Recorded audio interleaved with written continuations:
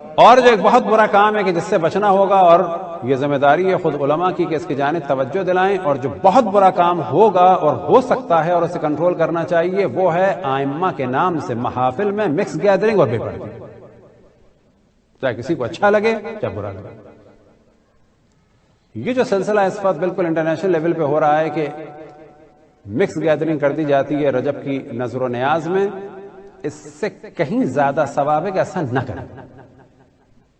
$150 جو ہے وہ انڈیا پاکستان بھیجنے بجائے 2-4 ہزار کی نیاز کر کے محرموں کو سامنے لانا، اس سے زیادہ بڑا گناہ جو ہے وہ کیا ہے؟ اہل بیت کے کلچر کی، اہل بیت کے نام سے منعقد تقریب میں، یعنی نظر و نیاز میں اور مجلس میں اہل بیت کی مخالفت، اہل بیت کے سے منسوب تقریب میں۔ اور اگر اس پہ بریک نہیں لگایا گیا تو یہ بے پردگی ابھی نظر و نیاز سے شروع ہوئی ہے، بعض جگہ مجالس میں بھی شروع ہو چکی ہے، آپ بتا چکے۔ ہاں، اب اگر پردے میں لوگ ہیں، ایک جانب خواتین ہیں ایک جانب مرد ہیں، کوئی کسی کا بے پردگی کا سلسلہ نہیں ہے تو وہ ایک الگ مسئلہ ہے۔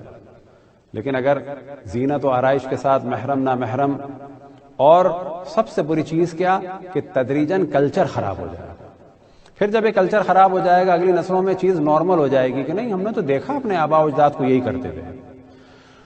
تو اسلام میں سب سے زیادہ تاکید ہے کہ امر بالمعروف کیا جائے، نہی عن المنکر کیا جائے۔ امر بالمعروف اور نہی عن المنکر کے معنی یہی ہیں کہ نیکی کو جاری رکھا جائے اور گناہوں کی مذمت کی جائے، اس کو نارمل نہ ہونے دیا جائے، ٹوکا جائے اسے۔ صلوات پڑھیں بر محمد والے۔ برحمتک یا ارحم